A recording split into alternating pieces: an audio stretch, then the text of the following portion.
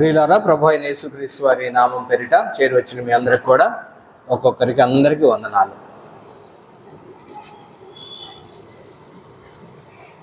పరిశుద్ధ గ్రంథం అయినటువంటి బైబిల్ నుండి దేవుని వాక్యాన్ని చదువుకుందాం. చదువుకోకముందు మరి ప్రేమతో వాక్య పరిచర్యకు ఆహ్వానించిన స్థానిక సంఘ పెద్దలకు వందనాలు తెలియజేస్తున్నాను.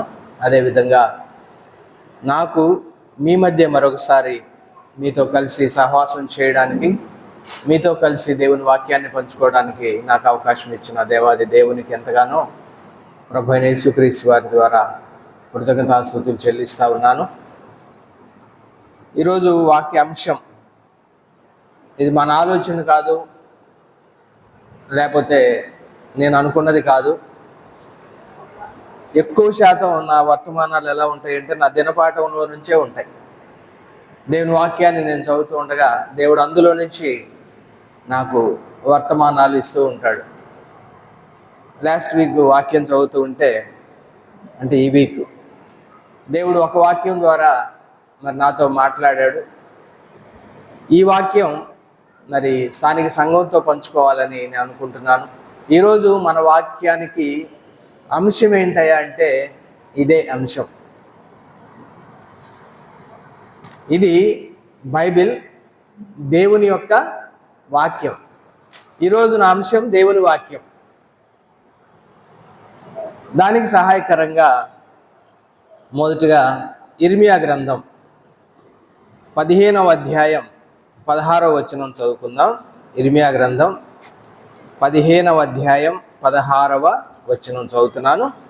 బైబిల్స్ తీసిన వారు చూడండి, పేజీ నంబర్ 640.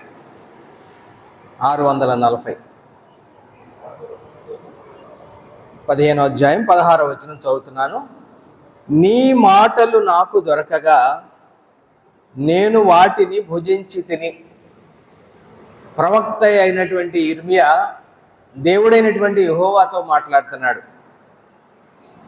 15వ వచనం చూస్తే యెహోవా అని సంబోధిస్తూ ఆ దేవునితో మాట్లాడుతూ ఉన్నాడు. నీ మాటలు నాకు దొరకగా నేను వాటిని భుజించి తిని. సైన్యములకు అధిపతి వగు యెహోవా, దేవా, నీ పేరు నాకు పెట్టబడెను కనుక నీ మాటలు నాకు సంతోషమును, నా హృదయమునకు ఆనందమును కలుగజేయుచున్నవి. మరొక లేఖన భాగాన్ని కూడా చదువుకుందాం. యెహెజ్కేలు గ్రంథం 3వ అధ్యాయం మొదటి 3 వచనాలు. యెహెజ్కేలు గ్రంథం 3వ అధ్యాయం మొదటి 3 వచనాలు. మరియు ఆయన నాతో ఇలాగూ సెలవిచ్చెను, నరపుత్రుడా, నీకు కనబడిన దానిని భక్షించుము. ఈ గ్రంథమును భక్షించి ఇశ్రాయేలీయుల యొద్దకు పోయి వారికి ప్రకటన చేయుము. నేను నోరు తెరవగా ఆయన ఆ గ్రంథము నాకు తినిపించి, నరపుత్రుడా, నేనిచ్చుచున్న ఈ గ్రంథమును ఆహారముగా తీసుకొని దానితో నీ కడుపును నింపుకొనుమని నాతో సెలవీయగా నేను దాన్ని భక్షించి తిని. అది నా నోటికి తేనె వలె మధురముగా ఉండెను. మరొక లేఖన భాగాన్ని కూడా చదువుకుందాం. క్రొత్త నిబంధన గ్రంథంలో నుండి ప్రకటన గ్రంథం 10వ అధ్యాయం. ప్రకటన గ్రంథం 10వ అధ్యాయం 10వ వచనం. ప్రకటన గ్రంథం 10వ అధ్యాయం 10వ వచనం. అంతటా నేను ఆ చిన్న పుస్తకమును దూత చేతిలో నుండి తీసుకొని దానిని తినివేసి తిని. అది నా నోటికి తేనె వలె మధురముగా ఉండెను, కానీ నేను దానిని తినివేసిన తరువాత నా కడుపుకు చేదాయను. చదవబడిన లేఖన భాగాలు దేవుడే తన ఆత్మ ద్వారా దీవించి మనకు అర్థమవ రీతిలో మనతో మాట్లాడునుగాక. ప్రియ సహోదరి సహోదరులారా, 3 లేఖనాలు మనం చదువుకున్నాం. 3 లేఖనాలు కూడా దేవుని వాక్యం గురించి, దేవుని మాటలు వ్రాయబడిన పుస్తకం. ఈ 3 సందర్భాల్లో కూడా ఎవరికైతే ఈ మాటలు దేవుడు ఇచ్చాడో వారు ఆ మాటల్ని వినడం కాదు, తిన్నారు. విన్నారు కాదు, తిన్నారు. అలాగైతే ఈ ఉదయకాలం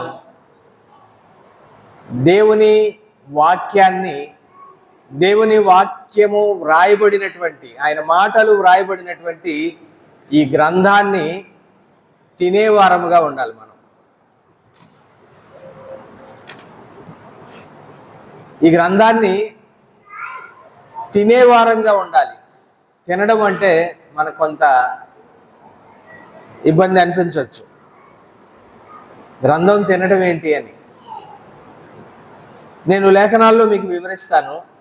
లిటరల్గా ఇక్కడ ఆ గ్రంథాన్ని భక్షించానని, ఆ గ్రంథాన్ని తిన్నానని, ఆహారంగా తీసుకున్నానని 3 భక్తులు మాట్లాడారు.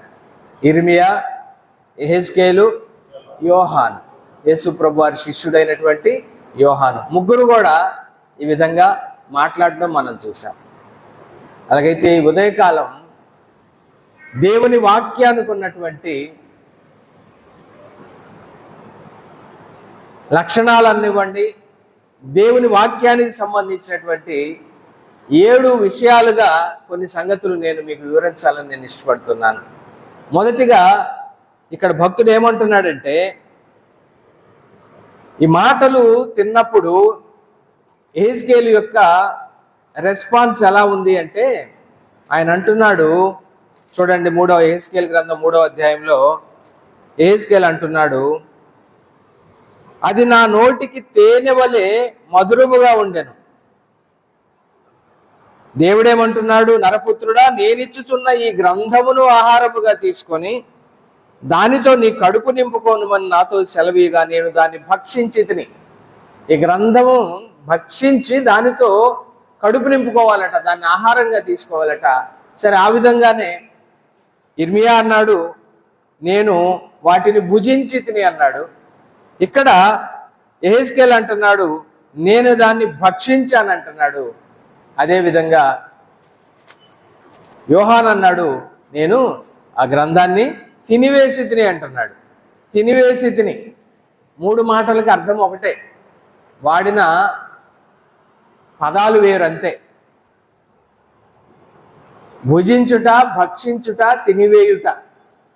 అయితే సరే, ఏం తిన్నారు అంటే దేవుని గ్రంథాన్ని తిన్నారు. సరే, ఆ గ్రంథం ఎలా ఉందట, నా నోటికి తేనె వలె మధురంగా. అంటే మొట్టమొదటిగా మనం గమనించబోతున్న అంశం ఏంటంటే, 7 అంశాలుగా నేను ఈ వర్తమానం మీకు తెలియజేస్తాను. మొదటిగా దేవుని వాక్యము యొక్క రుచి, the taste of the word of God. The taste of the word of God మొట్టమొదటి అంశం. రెండవది దేవుని మాటల యొక్క విలువ, the value of the word of God. The value of the word of God. మూడవది దేవుని వాక్యము యొక్క స్వచ్ఛత, the purity of the word of God. నాలుగవది దేవుని వాక్యము యొక్క సత్యసంధత, అంటే the truthfulness of the word of God నాలుగవది. ఇక ఐదవది the effectiveness of word of God, అంటే దేవుని వాక్యం యొక్క ప్రభావం. ఆరవది దేవుని వాక్యము యొక్క పోలికలు, అంటే examples of the word of God. ఇక ఏడవదిగా వాక్యమై ఉన్నటువంటి యేసుక్రీస్తు, Jesus Christ is the word of God. ఈ 7 అంశాలుగా మనము దేవుని వాక్యాన్ని ధ్యానం చేద్దాం. ఎందుకు అంటే, ఈ రోజుల్లో లోకములో భిన్నమైనటువంటి బోధలు ఉన్నాయి. ఈ రోజుల్లో లోకములో ప్రభువారే చెప్పారు, ఆయన అపోస్తలులు చెప్పారు, అంత్య దినాల్లో అపాయకరమైనటువంటి కాలాల్లో భిన్నమైనటువంటి బోధలు వస్తాయని, అనేక మంది అబద్ధ బోధకులు సంఘాల్లో ప్రవేశిస్తారని, అబద్ధ ప్రవక్తలు ఈ దినాల్లో ఉంటారని, వారు నిజానికి క్రూరమైనటువంటి తోడేళ్ళని యేసుప్రభు వారు చెప్పారు. అదేవిధంగా అపోస్తులైనటువంటి పౌలు అపోస్తుల కార్యం గ్రంథం 20వ అధ్యాయం 29వ వచనంలో చెప్పారు, నేను వెళ్ళిపోయిన తర్వాత మీలో క్రూరమైనటువంటి తోడేళ్లు ప్రవేశిస్తాయన్నాడు. ఎవరి క్రూరమైన తోడేళ్లు? యేసుప్రభు వారు చెప్పారు. మత్తయి సువార్త 7:15లో ఏమన్నారంటే, అబద్ధ ప్రవక్తలు గొర్రె చర్మములు వేసుకొని మీ యొద్దకు వస్తారు, కానీ లోపల వారు క్రూరమైన తోడేళ్లు, వీళ్ళు మందను కనికరింపరు అన్నాడు పౌలు గారు. వారు వంకర మాటలు పలుకుతారట, గొర్రెలను ఈడ్చుకొని వెళ్ళిపోతారట. అంటే సంఘములో నుండి, దేవుని మంద అయినటువంటి సంఘములో ఉన్నటువంటి, దేవుడు సమకూర్చినటువంటి ఆయన గొర్రెలను, మంద ఆయనది, యజమాని ఆయన, కాపరి మన ప్రభు అయినటువంటి యేసుక్రీస్తు వారు. అలాంటి కాపరి యొక్క మందలో నుండి ఈ క్రూరమైనటువంటి తోడేళ్ళు వచ్చి గొర్రెలను ఈడ్చుకొని వెళ్ళిపోతూ ఉంటాయి. కాబట్టి మన ప్రభు అయినటువంటి యేసుక్రీస్తు వారు ఆయన మంచి కాపరిగా, గొప్ప కాపరిగా, ప్రధాన కాపరిగా, ఆత్మల కాపరిగా మనకి గ్రంథంలో కనబడతా ఉన్నాడు. అటు పాత నిబంధన కానివ్వండి, క్రొత్త నిబంధన కానివ్వండి. ఈ అనుభవాన్ని ఎరిగినటువంటి దావీదు అన్నాడు, యెహోవా నా కాపరి అన్నాడు. ఆయనే నా కాపరిగా ఒంటికి నాకేంటి కొదువ? నాకు ఎలాంటి కొదువు ఉండదు. ఎందుకు? ఆ గొర్రెకి ఏం కావాలో ఆ కాపరికి తెలుసు. ఆ గొర్రెను ఎలా మేపాలో, ఆ గొర్రెను ఎలా కాయాలో ఆ కాపరికి తెలుసు. కాబట్టి ప్రభు అయినటువంటి యేసుక్రీస్తు వారు తాను సర్వమానవాళి కోసం సిలువలో బలియాగం చేసి చనిపోయి పునరుద్ధానుడే లేచి గొప్ప రక్షణ సిద్ధం చేసిన తర్వాత ఆయన నమ్మినటువంటి ఆయన యొక్క శిష్యులు, ఆయన యొక్క విశ్వాసులు, వారు కాపరులకు అప్పగించబడ్డారు. దావీదు ఏ విధంగా తన తండ్రి తనకు అప్పగించబడినటువంటి మందని తాను తన అన్నలను పరామర్శించడానికి వెళ్తూ తన మందను మరి ఒక కాపరికి అప్పగించి భద్రంగా చూసుకోమని చెప్పి వెళ్ళినట్లుగానే మన ప్రభు అయినటువంటి యేసుక్రీస్తు వారు ఆయనను నమ్మినటువంటి విశ్వాసుల కొరకు పరలోకములో నివాస స్థలాలు సిద్ధం చేయడానికి వెళ్తూ ఆయన యొక్క మందను పేతురు లాంటి, పౌలు లాంటి అనేక మంది కాపరులకు అప్పగించి వెళ్ళాడు. ఆయా స్థానిక సంఘాల్లో బాధ్యులే కాపరులు. కొన్ని సంఘాల్లో సేవకులు ఉంటారు. మన బ్రదరన్ సంఘాలు ఎక్కువ శాతం పెద్దలే కాపరులుగా సంఘాన్ని నడిపిస్తూ ఉంటారు.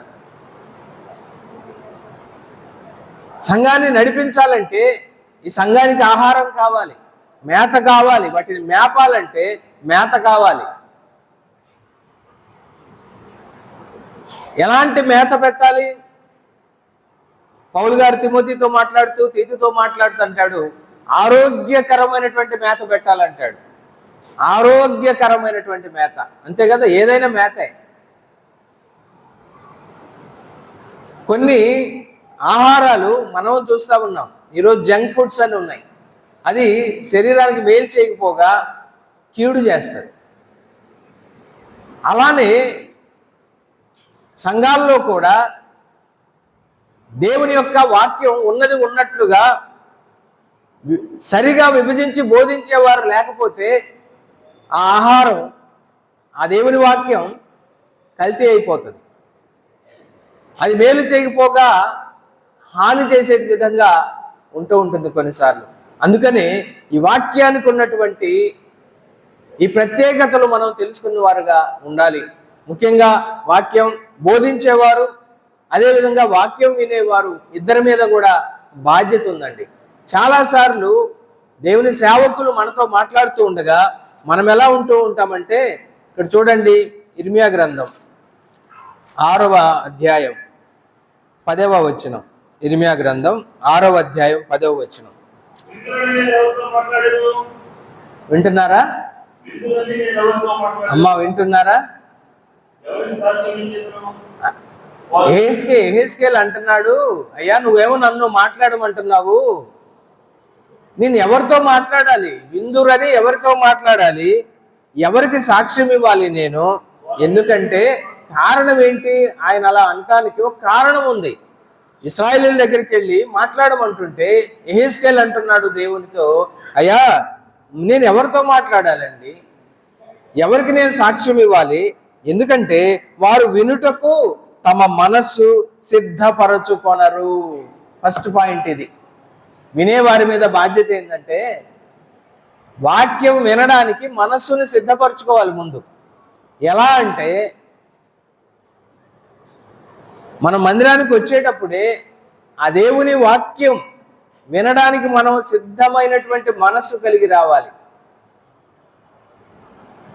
కానీ చాలాసార్లు ఈ దినాల్లో ఏమవుతా ఉందంటే సంఘాల్లో ఆరాధన చేసి చాలామంది వాక్యం వినకుండా వెళ్ళిపోతున్నారు. కారణం ఏంటంటే వారు వాక్యం వినడానికి మనసు సిద్ధపరచుకోరు. ఏదో వాక్యం కంటే ఎక్కువ లేదా కూడిక కంటే ఎక్కువ నేను రక్షించబడ్డాను కాబట్టి, ఏదో రొట్టె విరవాలి కాబట్టి వచ్చి నేను రొట్టె విరిచి వెళ్ళిపోతాను అన్నట్టుగా కనుక ఉంటే అంటే వారు వాక్యం వినడానికి మనసు సిద్ధపరచుకొని రావట్లేదు. రెండవది ఏంటంటే దానికి ఫలితం ఏంటంటే ఎప్పుడైతే మనసును సిద్ధపరచుకోమో వినలేకపోతున్నారట. అంటే కొన్నిసార్లు ఆరాధన చేసిన తర్వాత మందిరంలో ఉన్నప్పటికీ కూడా సిద్ధపాటు కలిగిన మనస్సు లేని కారణాన్ని బట్టి వాక్యం వినలేకపోతున్నారట. అందుకని యేసు ప్రభు వారు చాలాసార్లు సువార్తల్లో తన శిష్యులతో ప్రజలతో మాట్లాడుతూ చెప్పాడు. ఏమన్నాడు? వినగలిగినటువంటి చెవులు ఉండాలి అన్నాడు. చెవులు అందరికీ ఉన్నాయి, బాగానే వినపడుతున్నాయి. వినపడకపోతే మెషిన్ పెట్టుకుంటున్నారు.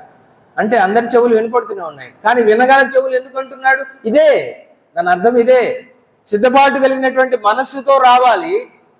అప్పుడు మన చెవులు కూడా వినటానికి సిద్ధంగా ఉంటాయి. అందుకనే ప్రకటన గ్రంథంలో యేసు ప్రభు వారు యోహాను గారి ద్వారా రాయించినటువంటి 7 ఉత్తరాల్లో చివరిలో ప్రతిసారి ప్రభు ఒక పదాన్ని ప్రతి ఉత్తరంలో ఉపయోగించాడు. ఏమని? వినుటకు చెవులు గలవాడు వినునుగా, సంఘములతో ఆత్మ చెప్పుచున్న మాట వినునుగాక అంటాడు. కేవలం ఉత్తరాల్లో మాత్రమే కాదండి, ఈనాడు ప్రతి సంఘములో కూడా ఇక్కడ నిలబడేటువంటి దేవుని దాసులు ద్వారా దేవుని యొక్క ఆత్మ మాట్లాడుతున్నాడు. సంఘములతో అన్నప్పుడు ఇక్కడ అందులో నుంచి ఒక సింగులర్, ఒక లోకల్ చర్చిని తీసుకుంటే అది మన మిస్పా బ్రదరన్ అసెంబ్లీ అయితే, మిస్పా బ్రదరన్ అసెంబ్లీతో తన ఆత్మ ద్వారా దేవుడు మాట్లాడుతున్న మాటలు చెవులు గలవాడు వినుగాక. ఎప్పుడైతే సిద్ధపాటు కలిగినటువంటి మనస్సు సిద్ధపరచుకొని మందిరానికి వస్తామో అప్పుడు ఖచ్చితంగా మనం వింటామండి. కానీ ఆనాటి ప్రజల పరిస్థితి, నేటి సంఘాల్లో కొంతమంది విశ్వాసుల పరిస్థితి ఎలా ఉంటుంది అంటే, ఇదిగో వారు యెహోవా వాక్యమందు సంతోషము లేని వారై దానిని తృణీకరిస్తారు అంటున్నాడు. యెహోవా వాక్యమందు సంతోషము లేని వారై దానిని తృణీకరిస్తారట. అలాగైతే వీరికి వాక్యం యొక్క రుచి మరి తెలియట్లా. వాక్యం యొక్క రుచిని వారు గ్రహించలేకపోతా ఉన్నారు. అలాగైతే వాక్యం ఎలాంటిది, దాని రుచి ఏంటి అనేది ఆ రుచి ఎరిగినటువంటి కొంతమంది భక్తులు ఈ విధంగా మాట్లాడుతున్నారు. 119వ కీర్తన 103వ వచనాన్ని చూద్దాం. 119వ కీర్తన 103వ వచనం. ఈ కీర్తనాకారుడు అంటున్నాడు, దేవా నీ వాక్యములు నా జిహ్వకు ఎంతో మధురములు అంటా ఉన్నాడు. నీ వాక్యములు నా జిహ్వకు ఎంతో మధురములు. అవి ఎలా ఉన్నాయంటే నా నోటికి తేనె కంటే తీపిగా ఉన్నాయి అంటున్నాడు. నా నోటికి తేనె కంటే తీపిగా ఉన్నాయి. జిహ్వకు మధురం అంటే కొన్ని ఆహార పదార్థాలు నోట్లో పెట్టుకోగానే ఏమంటాం? ఎంత బాగుంది, ఎంత రుచిగా ఉంది అంటాం కదా. అలానే దేవుని వాక్యాలు విన్నప్పుడు, ఇక మన ఈరోజు వర్తమాన పరిభాషలో దేవుని వాక్యాన్ని తిన్నప్పుడు ఇక్కడ అక్షరార్థంగా వారు ఆ పుస్తకాన్ని తిన్నట్టు వ్రాయబడింది, కానీ అది ఒక సూచనగా ఈనాటి విశ్వాసులమైనటువంటి మనకు, లేదా ఆనాటి సేవకులకు, ఆనాటి ఇశ్రాయేలీయులకు, ఈనాటి సేవకులకు, బోధకులకు, విశ్వాసులకు కూడా అది ఒక సింబాలిక్ యాక్ట్గా కనబడతా ఉంది. అంటే నిజానికి ఇర్మియా గ్రంథాన్ని భుజించాడు, యెహెజ్కేలు గ్రంథాన్ని భక్షించాడు, యోహాను గ్రంథాన్ని తినివేశాడు అని చెప్పి మనం ఈనాడు ఈ గ్రంథాన్ని తినడానికి ప్రయత్నం చేయొద్దు. ఎందుకంటే వారు గ్రంథం అంతా తిన్నారు. గ్రంథంలో కొన్ని పేజీలని అక్కడ రాయబడలా, గ్రంథం అంతా తిన్నారు. దీని అర్థం ఏంటంటే దేవుని యొక్క సేవకులు బైబిల్ గ్రంథం అంతటిని కూడా చాలా జాగ్రత్తగా ధ్యానము చేయాలి.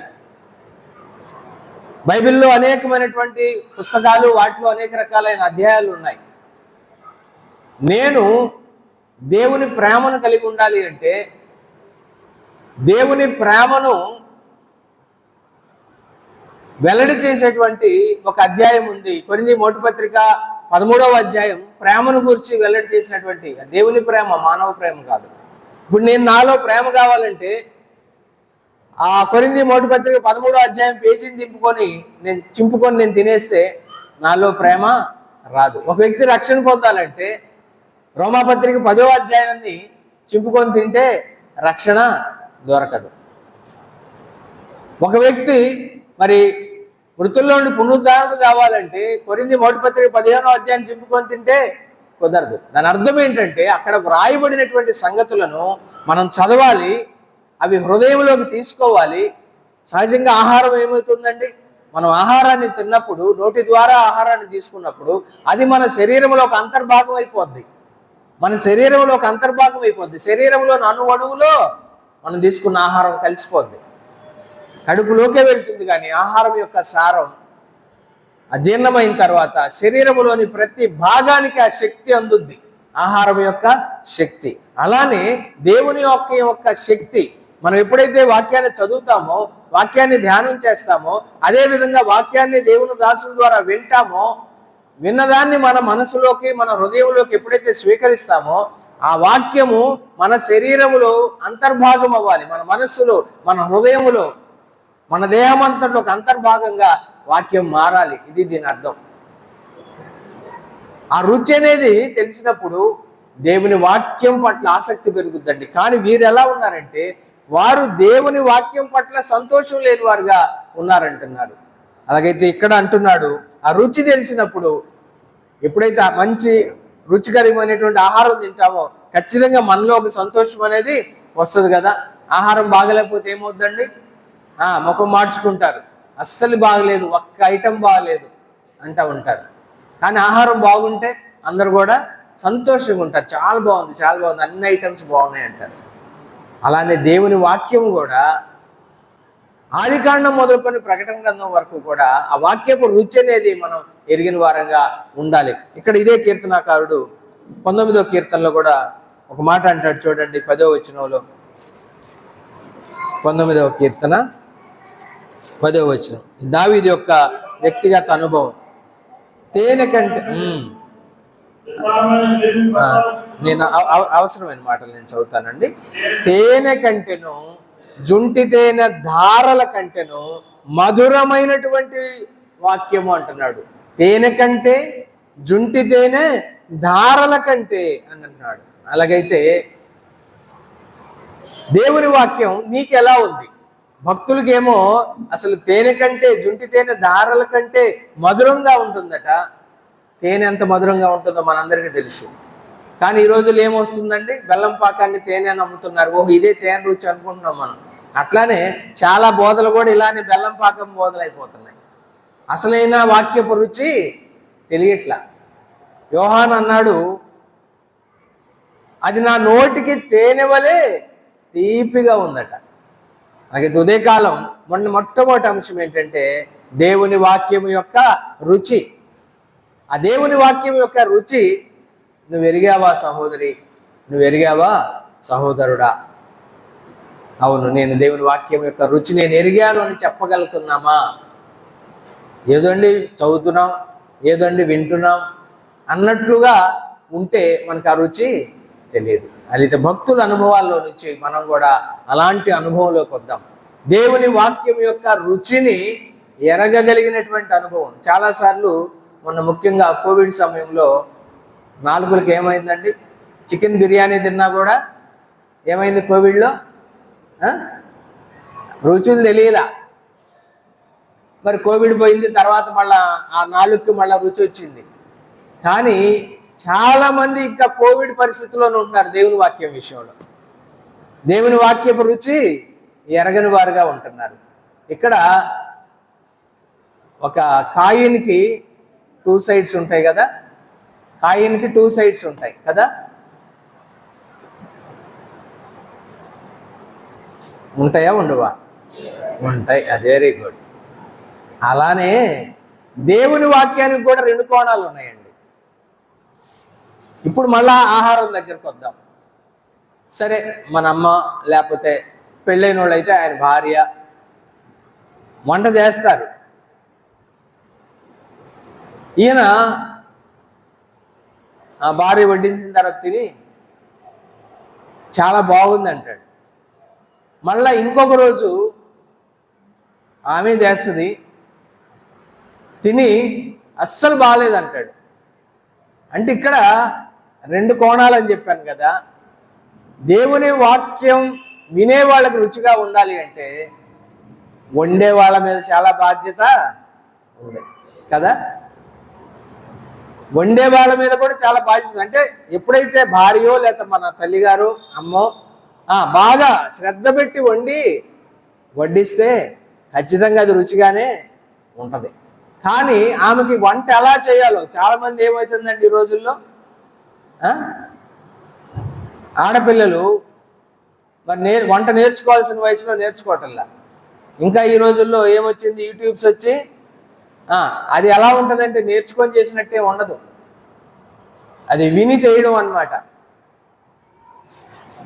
అలా ఉంటుంది. అంటే వాక్యం బోధించే వారి మీద కూడా ఎంతో గొప్ప బాధ్యతను దేవుడు పెట్టాడు. ఎప్పుడు వీరు రుచిగా వండగలరు అంటే ఆ రుచిని వాళ్ళు ఎరిగినప్పుడు, పుస్తకం అంతా తిన్నప్పుడు, ఆ పుస్తకాన్ని భక్షించినప్పుడు. ఈరోజు వర్తమానం కొరకు 2 పేజీలు భక్షిస్తే సరిపోదు. ఈరోజు వర్తమానం కొరకు 1 అధ్యాయాన్ని భక్షిస్తే సరిపోదు. ఈరోజు వర్తమానం కొరకు 1 పుస్తకాన్ని భక్షిస్తే సరిపోదు. గ్రంథం అంతా భక్షించాలి. భక్షించడం మాత్రమే కాదు, దాన్ని ఆహారంగా తీసుకోవాలి. ఆహారం ఎప్పుడు తీసుకుంటామండి మనం? ఆదివారమా? ఆహారం ఆదివారం కదా. ఆహారం ఎప్పుడు తీసుకుంటాం? ప్రతిరోజు 3 పూట్ల, అవసరమైతే 4 పూట్ల, 5 పూట్ల. అది తక్కువ చేయం. కానీ దేవుని వాక్యం అనే ఆహారాన్ని ఎప్పుడు తీసుకుంటున్నా? ముఖ్యంగా బోధకుల కొరకు నేను చెప్తున్నాను, సేవకుల కొరకు నేను చెప్తున్నాను. వీరు ఫస్ట్ కాయిన్కి 1 సైడ్, ఇంపార్టెంట్ సైడ్ ఏంటయ్యా అంటే ఇక్కడ నిలబడేటువంటి దేవుని వాక్య సేవకులు మీద గొప్ప బాధ్యత ఉందండి. ఆషామాషిగా నిలబడి చెప్పడం కాదు, దేవుని వాక్యాన్ని భుజించాలి, గ్రంథమంతా భుజించాలి. ఎక్కడో ఒక అంశం కొరకు కొంత భాగాన్ని తింటే అది రుచి రాదు, తినేవాళ్ళకి రుచిగా ఉండదు. అంటే ఇక్కడ వినేవాళ్ళు, ఇది మనకి హెచ్చరిక. అలాగైతే దేవుని వాక్యం యొక్క రుచి ఇక్కడ నిలబడేవాళ్ళు సంపూర్ణంగా ఆ గ్రంథాన్ని భక్షించి ఎరగాలి. అదేవిధంగా వినేవారు కూడా, వాళ్ళకు కూడా ఎప్పుడు ఆ రుచి తెలుస్తుందంటే మీ మట్టుకు మీరు కూడా, అంటే మన మట్టుకు మనమందరం కూడా కూర్చొని వినే మనమందరం కూడా ప్రతిదినము ఆహారం లాగా ఈ గ్రంథాన్ని భుజించాలి. కీర్తన గ్రంథం ఆరంభిస్తూనే దావీదు ఏమన్నాడు అంటే, దావీదు పేరు అయితే అక్కడ కనపడదలే కానీ అక్కడ రాసినటువంటి కీర్తనాకారుడు రాసినటువంటి మాట ఏంటయ్యా అంటే, అక్కడ మనం చూస్తే దివారాత్రము దాన్ని ధ్యానించువాడు అన్నాడు. ఎప్పుడు ధ్యానించగలడంటే ఆ ధర్మశాస్త్రములో నువ్వు ఆనందిస్తూ ఉంటే దాన్ని దివారాత్రము ధ్యానము చేయగలవని చూస్తున్నాం. ఇక 2వ అంశానికి నేను వెళ్తున్నాను. దేవుడు మనందరికీ కూడా అలాంటి నాలుకను అనుగ్రహించుగాక. దేవుని వాక్యం యొక్క రుచిని ఎరిగే నాలుక. మనందరికీ ఇక్కడ నిలబడే వారికి వినేవారికి కూడా అలాంటి నాలుక అనుగ్రహించును గాక. రెండవది, దేవుని వాక్యం యొక్క విలువ అని మనం చెప్పుకున్నాం. ఆ దేవుని వాక్యం యొక్క విలువను కూడా మనం గ్రహించాలి. ఇందాక మరి మన 119వ కీర్తనలో 103లో బ్రదరు అక్కడ చదువుతూ ఉండగా నేను ఆ వచనం ఆపమని చెప్పాను కదా. అక్కడ చూస్తే మనం ఆ వచనాన్ని కూడా మనం గమనిద్దాం. 72వ వచనాన్ని చదువుదాం. 119వ కీర్తనలోనే మొదటగా 119వ కీర్తనలోనే 172వ వచనం చదువుతున్నాను, గమనించండి. ఇక్కడ కీర్తనాకారుడు ఏమంటున్నాడంటే,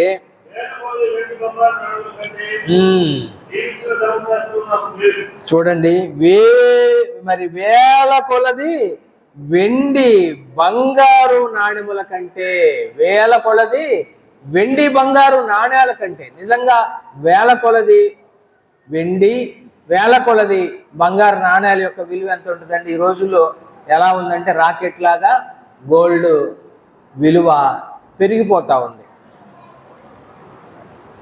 పెద్దవాళ్ళకి తెలుసు, ఒకప్పుడు 10 గ్రాములు తులము లేదా శావరీ అంటారు కదా, 8 గ్రాములు, అవి ఎట్లా వితిన్ 100 రూపీస్లో వచ్చేవి. కానీ ఈరోజు 1,00,000 1,00,000 పైనట. నేను దాన్ని పట్టించుకోను, కానీ విలువ కొరకు చెప్తున్నాను. అంటే 10 గ్రాముల బంగారం 1,00,000 పైన దాటిపోయిందంటే ఎంతగా దాని విలువ పెరిగిపోయింది. అలాగైతే వేల కొలది లేకపోతే కేజీల కొద్ది బంగారం, కేజీల కొద్ది వెండి కూడా దేవుని వాక్యం విలువతో సరిపోవని కీర్తనాకారుడు ఇక్కడ చాలా స్పష్టంగా చెప్తున్నాడు. ఎందుకంటే అది నాకు మేలు అంటున్నాడు. ఒక ప్రక్క టన్నుల కొద్ది బంగారం, టన్నుల కొద్ది వెండి పెట్టి ఒక పక్క ఈ గ్రంథాన్ని పెడితే ఈ కీర్తనాకారుడు ఏం కోరుకుంటున్నాడంటే, నాకు ఆ గ్రంథమే మేలు అంటున్నాడు. ఎందుకు? ఒక దినాన్ని నశించిపోయేవి బంగారం, వెండి, నశించిపోవు సువర్ణము అగ్ని పరీక్ష వలన శుద్ధిపరచబడుతున్నది కదా. అంటే ఇది నశించిపోయే సువర్ణం. కానీ దేవుని వాక్యము, ఆకాశము భూమియు గతించినా కూడా ఈ దేవుని వాక్యము గతించిపోయేది కాదు. అలాగే దేవుని వాక్యం యొక్క విలువ మనం తెలుసుకునే వారంగా ఉండాలి. మరొక మాట కూడా ఇక్కడ 127వ వచనంలో కూడా చదువుతున్నాను. ఇదే 119వ కీర్తన 127వ వచనం. ఇక్కడ మళ్ళా ఏమంటున్నాడంటే, బంగారు కంటెను అపరంజి కంటెను. బంగారం ఏంటి, మళ్ళీ అపరంజి ఏంటి? బంగారము గోల్డ్, అపరంజి అంటే fine gold or pure gold. అపరంజి అంటే మనకు బంగారాల్లో కూడా తేడాలు ఉన్నాయి కదా, క్యారెట్స్ అంటారు వాటిని. 22 క్యారెట్స్, 24 క్యారెట్స్, 19 క్యారెట్స్ అంటే విలువ తగ్గుతూ ఉంటుంది. కానీ ఫైన్ గోల్డ్ అంటే 24 carats fine gold, pure gold అంటే ఇంకా విలువ ఎక్కువ ఉంటుంది. ఇక్కడ కీర్తనాకారుడు ఏమంటున్నాడంటే, బంగారు కంటెను అపరంజి కంటెను నీ ఆజ్ఞలు నాకు ప్రియముగా ఉన్నాయి అంటున్నాడు. బంగారు కంటే, అపరంజి కంటే నీ వాక్యము, నీ ఆజ్ఞలు నాకు ప్రియముగా ఉన్నాయి అంటున్నాడు. అలాగైతే మళ్ళా ఇందాక మనం చదువుకున్న మాట. కాబట్టి ఏం చేయాలి దేవుని వాక్యాన్ని అంటే, బంగారం కోరుకునే కంటే, విస్తారమైన మేలు బంగారం కోరుకునే కంటే 19:10లో చదువుతున్నాను నేను, కోరదగినది దేవుని వాక్యము, కోరదగినటువంటి వాక్యము. అలాగైతే ప్రియ సహోదరి సహోదరులారా, నాతో కలిపి నేను చెప్పుకుంటున్నాను, దేవుని వాక్యాన్ని అంతగా నేను కోరుకుంటున్నానా అని మనలకి మనం ప్రశ్న వేసుకుందాం. ఎందుకంటే మన ఇంట్లో కొద్దిగో ఎక్కువో ఒక విలువైనటువంటి ఈ బంగారం ఉంటే దాన్ని ఎంత అపురూపంగా మనం చూసుకుంటా ఉంటామో, ఎంత జాగ్రత్తగా దాన్ని కాపాడుకుంటా ఉంటామో, మరి దాన్ని మించినటువంటి విలువ కలిగినటువంటి ఈ దైవ గ్రంథాన్ని, దేవుని వాక్యపు గ్రంథాన్ని మనం అంత జాగ్రత్తగా చూసుకుంటున్నామా అనేది ఇక్కడ ప్రశ్న. నేను ఒక ఆమె అందట చాలా జాగ్రత్తగా చూసుకుంటున్నానండి అని. ఇంతకుముందు కూడా మనం అనేక సార్లు జ్ఞాపకం చేసుకున్నాం. 1-2 సార్లు నేను చెప్పినట్టు గుర్తు. మనం కాదులేండి, మనం విశ్వాసులం. అంతకుముందు ఒకప్పుడు మనం నామకార్థ క్రైస్తవులం. మనం మందిరానికి వెళ్ళే రోజులు ఏంటండి? అంటే చర్చికి వెళ్ళే రోజులు ఏంటి? ఆహా, ఆదివారం వెళ్ళామా మనం చర్చికి వెళ్ళే రోజులు క్రిస్మస్, ఈస్టరు. నిన్న ఒక సహోదరుడు చెప్తా ఉన్నాడు, ఒక సంఘ పెద్ద, వాళ్ళ సంఘంలో ఒక వ్యక్తి గురించి చెప్తా ఉన్నాడు. బ్రదర్ పలానా ఆయన అంటే అవిశ్వాసులేండి. క్రిస్మస్ రోజు వస్తాడు, ఈస్టర్ రోజు వస్తాడు, ఎక్కడికి? మన సంఘానికే. కానీ అతడు అవిశ్వాసి. ఏదో భారీ విశ్వాసి కాబట్టి ఆమె కొరకాయన ఎప్పుడు వస్తున్నాడంటే క్రిస్మస్కి, ఈస్టర్. ఒకప్పుడు మన పరిస్థితి అదే, ఆదివారం అంటే క్రిస్మస్, ఈస్టర్ అని. కానీ మనం ప్రభువుని నమ్ముకున్న తర్వాత, విశ్వాసులం అయిన తర్వాత, దేవుని యొక్క సన్నిధి విలువ, సంఘము విలువ, దేవుని వాక్యపు విలువ మనము ఎరిగిన వారంగా ఉండాల్సిన బాధ్యత మన మీద ఉన్నది సహోదరి సహోదరులారా. అలాగైతే 2 అంశాలు మనం జ్ఞాపకం చేసుకున్నాం కదా. 3వ అంశం ఏంటి అంటే, ఇప్పుడైనా ఒక క్షణం అట్లా మనం ఆలోచన చేస్తే, ఆ దేవుని యొక్క వాక్యపు విలువ, దాన్ని ఎంత జాగ్రత్తగా చూసుకోవాలో భక్తులు రాశారు ఆ మాటలు. ఒక ఆమెకి ఏం అర్థమైంది అంటే, జాగ్రత్తగా చూసుకోవటం అంటే, సరే ఆమె క్రిస్మస్కో ఈస్టర్కో వస్తూ ఉంటుంది మందిరానికి. ఒకరోజు ఇట్లానే క్రిస్మస్కి వచ్చింది, అయిపోయిన తర్వాత బైబిల్ తెచ్చుకుంది. అయిపోయిన తర్వాత బైబిల్ తీసి బీరువాలో పెట్టేసి తాళం వేసేసింది, లాకర్లో పెట్టి. ఎందుకంటే దేవుని వాక్యాన్ని జాగ్రత్తగా చూసుకోమని చెప్పారండి పాస్టర్ గారు అని చెప్పి లోపల పెట్టేసింది. అయితే ఆ రోజు మళ్ళా ఇంటికి వచ్చిన తర్వాత ఆమె వంట చేసుకుందామని చెప్పి, ఆమెకు సైట్ ప్రాబ్లం ఉంది. చూస్తే ఆమె కళ్ళద్దాలు కనపడలేదు. వెతికింది, ఇల్లంతా వెతికింది, మందిరంలో ఏమైనా పెట్టానేమో అని చెప్పి. మళ్ళీ చర్చిలో మళ్ళా అక్కడ పనిచేసే వాళ్ళు ఉంటారు కదా, ఏదో ఉంటుంది వాళ్ళ పేరుండి, సంథింగ్ వర్కర్స్. వాళ్ళని అడిగితే వాళ్ళు కూడా ఇక్కడే మాకు కళ్ళద్దాలు ఏం దొరకలేదన్నారు. సరే పోయినాయి కదా అని చెప్పేసి కొత్తవి కొనుక్కుంది. కళ్ళద్దాలు కావాలి కదా. మళ్ళా డిసెంబర్ 25 తర్వాత మళ్ళీ ఏప్రిల్లో మనకి మళ్ళీ ఆల్మోస్ట్ ఈస్టర్ వస్తుంది. మళ్ళా మందిరానికి వెళ్ళింది, చర్చికి వెళ్ళింది. చక్కగా బైబిల్ని తీసుకొని బీరువాలోంచి తీసి చర్చికి తీసుకొని వెళ్ళింది. సరే బైబిల్, మీరు అందరు బైబిల్ తెరవండి, వాక్యం చదువుతున్నానండి. జిప్పు తీసేసరికి అందులో టప్మని కళ్ళద్దాలు పడ్డాయి. అంటే ఆ రోజు బైబిల్లో కళ్ళద్దాలు పెట్టుకొని జిప్పు పెట్టి లోపల పెట్టుకుంది. అంటే చాలా జాగ్రత్తగా చూసుకుంటున్నానండి. పాస్టర్ గారే చెప్పాడు, బైబిల్ని జాగ్రత్తగా చూసుకోండి. దేవుని వాక్యం జాగ్రత్తగా చూసుకోవడం అంటే ఇది కాదు. దేవుని వాక్యాన్ని ప్రతిదినం చదవాలి, ప్రతిదినం కూడా ఆహారంగా దాన్ని స్వీకరించాలి, కడుపు నింపుకోవాలి. ఆ మాటలని ఇందాక మనం చదువుకున్న మూలవాక్యాల్లో ఉన్నాయి. ఆహారంగా కడుపు నింపుకో, దేవుని యొక్క ఆజ్ఞ. మనం నింపుకుంటున్నామా? దాని రుచి తెలిసినప్పుడు, దాని విలువ తెలిసినప్పుడు తప్పకుండా నింపుకుంటాం. 3వది ఏంటంటే, దేవుని వాక్యం యొక్క స్వచ్ఛత. దేవుని వాక్యం ఎలాంటిదో తెలుసా? ఇక్కడే మనం చూస్తే కీర్తన గ్రంథంలోనే 12వ కీర్తన 6వ వచనం, 12వ కీర్తన 6వ వచనం, యెహోవా మాటలు పవిత్రమైనవి. దేవుని వాక్యం యొక్క purity of the word of God ఎంత పవిత్రమైంది, ఎంత ప్యూర్ అది మనం చూస్తే. యెహోవా మాటలు పవిత్రమైనవి, అవి మట్టి మూసలో 7 మారులు కరిగి ఊదిన వెండి అంత పవిత్రములు అని చూస్తున్నాం. చూడండి, వెండిని మట్టి మూసలో కరిగించి ఊదుతారు, దానిలో ఉన్నటువంటి మలినాలు బయటకు వెళ్తాయి. తర్వాత అది మరి ప్యూర్ వెండి అవుద్ది. 1 సారో 2 సార్లు చేస్తారు అది, ఆ ప్రాసెస్. ఎవరు? ఆ వెండి పని చేసేటువంటి వాళ్ళు, వెండి బంగారు వర్కర్స్. కానీ దేవుని వాక్యము ఎలాంటిది అంటే, ఒక వ్యక్తి కనుక ఒక వెండిని శుద్ధి చేయాలనుకొని దాన్ని ఒక మట్టి మూసలో మరి కరిగించి పోసి దాన్ని 7 మారులు కరిగించి ఊదాడంట. అంటే ఇక దానిలో ఎటువంటి అశుద్ధత, అపవిత్రత, ఎటువంటి మలినాలు లేకుండా పవిత్రమైనది, ఇక వెతికినా కూడా దొరకనంత ప్యూర్గా వెండి తయారవుద్ది. అలాంటివి దేవుని మాటలు అంటా ఉన్నాడు. అంత పవిత్రమైనవి దేవుని మాటలు. ఇక్కడే మరొక మాట కూడా చూద్దాం.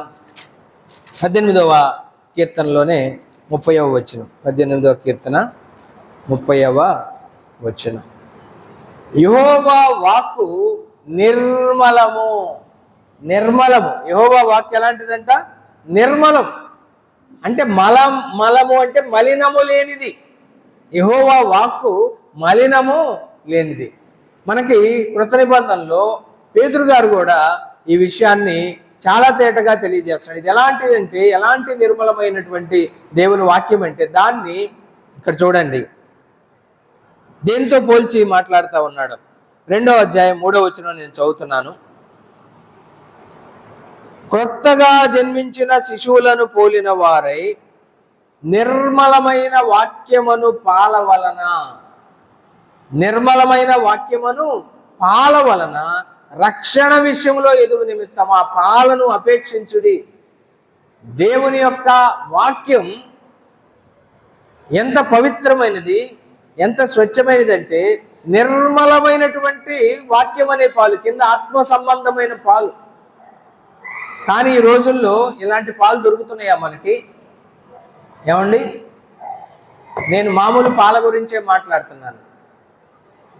ఈ రోజుల్లో ఇలాంటి పాలు మనకు దొరుకుతా ఉన్నాయా? పాల గురించి వింటే, ఆ పాలు తయారు చేసే కొంతమంది ఆ విధానాలు చూస్తే అసలు పాలే తాగాలంటే భయపడే పరిస్థితి. కెమికల్స్తో పాలు తయారు చేయడం, లేదా కల్తీ చేయడం, రకరకాలను కల్తీ. అంటే నిర్మలమైన పాలు మనకు దొరుకుతున్నాయి అంటే ఇక దేవుని మీద భారం వేసి ఇది నిర్మలమైంది అనుకొని ఆ పాలు తాగడం అంతే. అలాగైతే దేవుని వాక్యం మాత్రం ఎలాంటి పాలు అంటే, ఇక ఎలాంటి కల్తీ లేనటువంటి నిర్మలమైనటువంటి పాలతో దేవుని వాక్యం పోల్చబడింది. అలాగైతే ఈ వాక్యం అనేటువంటి పాలు ఎవరు తీసుకోవాలి అంటే, ఇక్కడ పాలు ఎవరు తీసుకోవాలంటే శిశువులు తీసుకోవాలి. పాలు శిశువులే కదా తీసుకునేది. అక్కడ శిశువులు ఎదగడం కొరకు, మనం రక్షించబడిన తర్వాత దేవుని వాక్యాన్ని పాలలాగా, ఆత్మ సంబంధమైన పాలలాగా తీసుకున్నట్టయితే ఖచ్చితంగా పాలు చాలా మేలు చేస్తాయని మనందరికీ తెలుసు. పెద్దవాళ్ళు కూడా పాలు తాగుతుంటారు. కానీ దేవుని వాక్యం అనే ఆత్మ సంబంధమైనటువంటి పాలని మన ఆత్మీయ వయసు తక్కువగా ఉన్నప్పుడు, అంటే మనం శిశువులుగా ఉన్నప్పుడు, లేదా చిన్న బాలురుగా ఉన్నప్పుడు, బాలికలుగా ఉన్నప్పుడు మనం తీసుకుంటే సరిపోద్ది. కానీ మనము ఆత్మీయ వయసు పెరిగే కొలది మనం ఎలా ఉండాలో ఒక మాట చూడండి. అపోస్తలుడైన పౌలు హెబ్రీయులకు రాసినటువంటి పత్రిక 5వ అధ్యాయం 11 వచనం నుండి కొన్ని సంగతులు చదువుతాను. ఇందును గూర్చి మేము చెప్పవలసినవి అనేక సంగతులు ఉన్నవి, కానీ మీరు వినుటకు మందులైనందున వాటిని విశదపరచుట కష్టం. చూడండి, వినుటకు మందులు అంటే మందమైపోతున్నాయి మన చెవులు వినటానికి. చాలాసార్లు ఎలా ఉంటుందంటే, మందిరాలకు వచ్చిన తర్వాత ఆత్మ సిద్ధమే కానీ శరీరము బలహీనమైపోతూ ఉంది. నేను ఎప్పుడు ఒకటి కోరుకుంటా ఉంటా, నేను వర్తమానం చెప్పేటప్పుడు కరెంటు పోతే బాగుండు అనుకుంటా. మైక్ ఉంటుంది, నేను ఎప్పుడు ఇది వేసుకోను. వినేవాళ్ళకు కూడా ఇది లేకుండా ఉంటే బాగుండు అనుకుంటా. హాయిగా నిద్రపోతుంటారు. ఇంకా ఏసీలు, మొన్న ఒక సహోదరి ఒక సంఘంలో అడుగుతుంది, అన్న మా సంఘ పెద్దకి కొంచెం ఏసీలు పెట్టించమని చెప్పండి అన్న. వైఎంసీలో ఒక సహోదరు అడుగుతుంది, ఏసీలు పెట్టించమని చెప్పండి అన్న దేవదానం గారికి అంటుంది. చాలా పెద్దామంటే హోదాలో కూడా పెద్దామే. నేను అన్నాను, అమ్మ నేను గెస్ట్ని కదా ఇక్కడ, నేను ఎలా చెప్తాను అన్నా.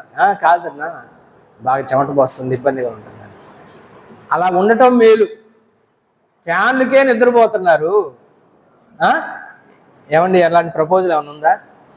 సంఘ పెద్దలను అడుగుతున్నా, ఏమన్నా ఏసీలు పెట్టిద్దాం అనుకుంటున్నారా? పొరపాటును కూడా పెట్టించకండి. నా సలహా అయితే అది. వీలుంటే ఫ్యాన్, అంటే చిన్నపిల్లలు బిడ్డలు ఉంటారు, కొంతమంది పాపం గాలి లేకపోతే ఉండలేని వాళ్ళు ఉంటారు. కానీ ఎక్కువ శాతం ఇవి మనకి మేలు చేయపోగా మనల్ని అలా నిద్రలోకి తీసుకెళ్ళిపోతున్నాయి. ఎందుకంటే అందరిని చూస్తుంటాను నేను, నా అలవాటు అది. కాబట్టి జాగ్రత్తగా ఇక్కడ ఏమంటున్నాడు, మీరు వినుటకు ఎప్పుడు మందమైతే చెవులు బాగానే ఉంటాయి, కానీ ఎప్పుడైతే చల్లటి గాలి, చల్లటి వాతావరణం, ఏ సమస్యలు లేవు, ఇంట్లో ఉంటే రకరకాల సమస్యలు, నిద్ర పట్టదు. మళ్ళీ పడుకున్నప్పుడేమో నిద్ర పట్టక అటు ఇటు దొరుకుతారు. ఒక ఆయన అన్న అదేందో కానీ మందిరానికి రాగానే నిద్ర వస్తుంది అన్న. ఆయన ఒక సంఘంలో పెద్ద. మళ్ళా చాలా సంఘాలు దేవుని కృపను బట్టి తిరుగుతూ ఉంటాం కాబట్టి నేను ఎప్పుడు కూడా మీతో చెప్తుంటాను, నేను లైవ్ ఎగ్జాంపుల్స్ మాత్రమే చెబుతానని. ఆయన అనేది ఏంటి నువ్వు సంఘ పెద్దవై ఉండి రాగానే నిద్రపోతావేంటి అని అంటే, ఆయన అంటాడు, అన్న అదేందో కానన్నా ఇంట్లో అస్సలు నిద్ర పట్టదన్న, రాత్రి అటు దొర్లి మందిరానికి రాగానే భలే నిద్ర వస్తుంది అన్న. సరే, ఆయన ఈ మధ్య ఆత్మీయంగా ఎదిగాడు. వాళ్ళ సేవకుడు చెప్తున్నాడు, వాళ్ళ సంఘంలో సేవకుడు ఎలా ఉన్నాడు పలానా ఆయన అని అడిగా నేను. లేదు ఆయన ఇప్పుడు నిద్రపోవట్లేదు, మేలుకొని ఉంటున్నాడు. ఆ సంఘ పెద్దలో వచ్చిన ఆత్మీయ మరి ఎదుగుదల అది. ఏమండి, నిద్రపోకుండా కూర్చోవటం అనేది ఆయనకు వచ్చిన ఆత్మీయ ఎదుగుదల. ఇలా ఉంటున్నాం మనం బ్రదరన్ సంఘాల్లోనే. ఏం చెప్పాలి మనం, ఎవరితో చెప్పుకోవాలి? చాలామంది అంటారు మీ బ్రదరన్ సంఘాలు వాక్యానుసారంగా ఉంటాయి, వాక్యానుసారమైనటువంటి బోధ ఉంటుంది అని చెప్పుకుంటూ ఉంటారు. కానీ ఆత్మ సిద్ధమే కానీ శరీరము బలహీనం. అప్పుడు దాన్ని ఏం చేసుకోవాలి? ఈ శరీరాన్ని నలగొట్టుకోవాలి. శరీరానికి సుఖాలు అలవాటు చేయకూడదు. ఓకే, దేవుడు మనకి ఇచ్చాడు, పడుకునేటప్పుడు ఇంట్లో ఏసీ ఉంటే ఏసీ వేసుకొని పడుకుంటాం, అది వేరే విషయం. కానీ మందిరములో అటెంటివ్గా ఉండాల్సిన చోట మనం నిద్రలోకి జారుకుంటే పాపం కొంతమంది వృద్ధులు ఆరోగ్యం సరిగ్గా లేక కొన్నిసార్లు తెలియకుండా వెళ్ళిపోతుంటుంది. కానీ అన్ని బాగున్న వాళ్ళు మాత్రం అలర్ట్గా ఉండాలి. నేను చెప్తూ ఉంటా, ఓకే శరీరం ఏదో అలసిపోయిన కారణాన్ని బట్టో, రాత్రి నిద్రపట్టని కారణాన్ని బట్టో వస్తే కొద్దిసేపు అలా ఉండొచ్చు. కానీ ఎప్పుడైతే అలాంటి ఫీలింగ్ వచ్చిందో లేవండి, బయటకు వెళ్ళండి, ముఖం కడుక్కొని వచ్చి మళ్ళీ కూర్చోండి. ఎందుకంటున్నానంటే ఇక్కడ పౌలు గారు చెప్పిన మాట నాకు అది మరి గుర్తొచ్చింది అనమాట. మీరు వినుటకు మందులైనందున వాటిని విసిదపరచుట కష్టం. ఎప్పుడైతే సరిగ్గా వింటలేదో వీళ్ళు విసిదపరచడం కూడా కష్టమైపోతుంది. ఇప్పుడు చెప్తున్నాడు ఎబ్రీల్తో మాట్లాడుతూ, కాలమును బట్టి చూచితే. ఎందుకు? ఒక్కొక్కళ్ళు ఆత్మీయ వయసు, నేను నమ్ముకొని 25 ఏళ్ళు, నేను నమ్ముకొని 30 ఏళ్ళు, నేను నమ్ముకొని 40 ఏళ్ళు, నేను నమ్ముకొని 50 ఏళ్ళు అవుతుందన్నా అని పౌలు గారితో చెప్తున్నారు. కానీ ఆయన అంటున్నాడు, మరి అలాంటి ఆత్మీయ వయసు ఉంటే మీరు బోధకులుగా ఉండాలి కదా. కానీ ఎలా ఉన్నారట? దేవోక్తులలో మొదటి మూలపాఠంలో ఒకడు మీకు మరలా బోధింపవలసి వచ్చాను. అంటే ఆ ఎల్కేజీ యూకేజీ స్టాండర్డ్లోనే ఉండిపోయారండి వీళ్ళు. అందుకని ఏమంటున్నాడంటే, కాబట్టి మీరు పాలు త్రాగవలసిన వారే కానీ బలమైన ఆహారం తినగలవారు కారు. ఇక్కడ నిలబడేటువంటి బోధకులు కూడా ఎలా అంటే, ఇక్కడ 2 విధాలు ఉందండి. ఎప్పుడు వాళ్ళకి పాలు దేంతో పోల్చబడ్డాయి అంటే మూల పాఠాలతో పోల్చబడ్డాయి. ఇక్కడ 6వ అధ్యాయం మొదటి 3 వచనాలు అంటాడు. అసలు మూల పాఠాలు అంటే ఏంటని అంటే రక్షణ సువార్త, రక్షణ ద్వారా కలిగేటువంటి నిత్య జీవం, రక్షించబడకపోతే కలిగేటువంటి నరక శిక్ష, ఇవన్నీ కూడా మూల పాఠాలు. ఇంకా మనం అక్కడే ఉంటే ఇక్కడ ఏమంటాడు మళ్ళీ 6వ అధ్యాయంలో ఆయన చూడండి, క్రీస్తును గూర్చిన 2వ వచనం 6:2, క్రీస్తును గూర్చిన మూలోపదేశం అని పరిపూర్ణమగుటకు సాగిపోదము. ఎప్పుడు పరిపూర్ణమవుతాం? బలమైనటువంటి ఆహారం అంటే వాక్యపు లోతుల్లోకి మనం వెళ్ళాలి. వాక్యపు లోతుల్లోకి మనం ఎప్పుడు వెళ్ళగలము అంటే ఈ గ్రంథాన్ని తిన్నప్పుడు. ఇక్కడ నిలబడే వాళ్ళు ఈ గ్రంథాన్ని తినాలి, భక్షించాలి, తినివేయాలి, భుజించాలి, దాంతో కడుపు నింపుకోవాలి, ఆహారంగా తీసుకోవాలి. అప్పుడు ఖచ్చితంగా బలమైనటువంటి ఆహారం పెట్టేటువంటి శక్తి, సామర్థ్యం వీళ్ళకి వస్తుంది. అలా కాకుండా నేను కొన్ని పేజీలు తింటాను, కొన్ని పుస్తకాలు తింటాను అని అంటే కుదరదండి. అలాగైతే ఇక్కడ అంటున్నాడు, మరియు పాలు తాగు ప్రతివాడు శిశువే కనుక. ఇంకా మనం పాలు తాగే వాళ్ళగా ఉంటున్నామా? బలమైన ఆహారం తీసుకోగలిగిన వాళ్ళం అంటున్నామా? అలాగైతే తల్లులకు తెలుసు బిడ్డలకి ఎంత వయసు వరకు పాలు మాత్రమే ఇవ్వాలో. నిజంగా శిశువులకి బలమైనటువంటి ఆహారం పెడితే వాళ్ళు అరిగించుకోలేరు. అలానే పెద్దవారికి కేవలం పాలు మాత్రమే ఇస్తే వాళ్ళు సస్టైన్ కాలేరు. ఈ రెండింటి మధ్య వ్యత్యాసాన్ని మనం గమనించుకోవాలి. అక్కడ చెప్తున్నాడు, పాలు, దేవుని వాక్యం స్వచ్ఛత ఏంటంటే నిర్మలమైనటువంటి పాలతో పోల్చబడింది. అలాగైతే 3 అంశాలు మనం గమనించుకున్నాం. ఒకటి, దేవుని వాక్యం యొక్క రుచి. రెండవది, దేవుని వాక్యం యొక్క చెప్పాలి విలువ. మూడవది, దేవుని వాక్యం యొక్క స్వచ్ఛత అంటే ప్యూరిటీ. నాలుగవదిగా దేవుని వాక్యం యొక్క సత్యసంధత, truthfulness of God, word of God. Truthfulness, అది ఎంత సత్యమైందో మనము కొన్ని మాటలు గమనిద్దాం. 119వ కీర్తనలో మనము అనేకమైనటువంటి మరి వచ్చిన భాగాలు ఉన్నాయి, కానీ అవసరమైన మేరకు నేను కొన్ని మాత్రమే చూపిస్తాను.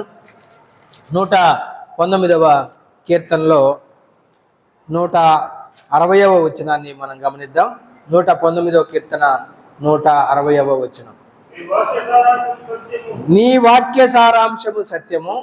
151వ వచనంలో కూడా నీ ఆజ్ఞలన్నీ సత్యమైనవని ఉంది. 142వ వచనంలో కూడా నీ ధర్మశాస్త్రము కేవలము సత్యము. కేవలము సత్యం. ఈ బైబిల్ గ్రంథంలో ఉంది సత్యం, కేవలము సత్యం. దీని సారాంశం సత్యం. ప్రభు అయినటువంటి యేసుక్రీస్తు వారు కూడా యోహాను సువార్త 17:17లో తన శిష్యులతో మాట్లాడుతూ మేడగదిలో అద్భుతమైనటువంటి మాట ప్రభువారు మాట్లాడాడు. 17వ వచనం చివరి భాగంలో మనం చూస్తే, నీ వాక్యమే సత్యం, నీ వాక్యమే సత్యం. ఇంకంతే. దేవుని వాక్యం యొక్క సత్యసంధత. మనం ఏ మాట నమ్ముతామండి? సత్యాన్ని నమ్ముతామా, అసత్యాన్ని నమ్ముతామా? సత్యాన్ని నమ్మాలి మనం. కానీ చాలాసార్లు సాతాను ఎలా వస్తూ ఉంటాడంటే ఈ సత్యంలో అసత్యాన్ని కలుపుతూ ఉంటాడు. అవ్వమ్మ దగ్గరికి వచ్చాడు, ఒక శ్రేయోభిలాషలాగా వచ్చాడు.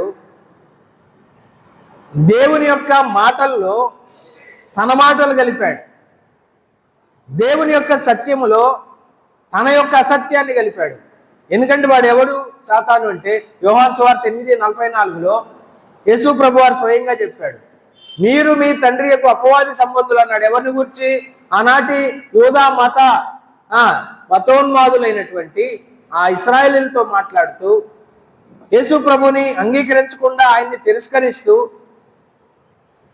ప్రభువుని మాటలతో ఇబ్బంది పెడుతున్నటువంటి ఆనాటి ఇశ్రాయేలీలతో మాట్లాడుతూ యేసు ప్రభు వారు ఏమన్నాడంటే, మీరు మీ తండ్రి యొక్క అపవాది సంబంధులు, మీ తండ్రి దురాశలు నెరవేర్చగోరుతున్నారు అంటూ ఆది నుండి వాడు నరహంతకుడు అన్నాడు, వాడు అబద్ధికుడు అన్నాడు, వాడిలో సత్యమే లేదన్నాడు, వాడు మాట్లాడినప్పుడు తన స్వభావాన్ని అనుసరించే అబద్ధాలు మాట్లాడతాడని చెప్పాడు.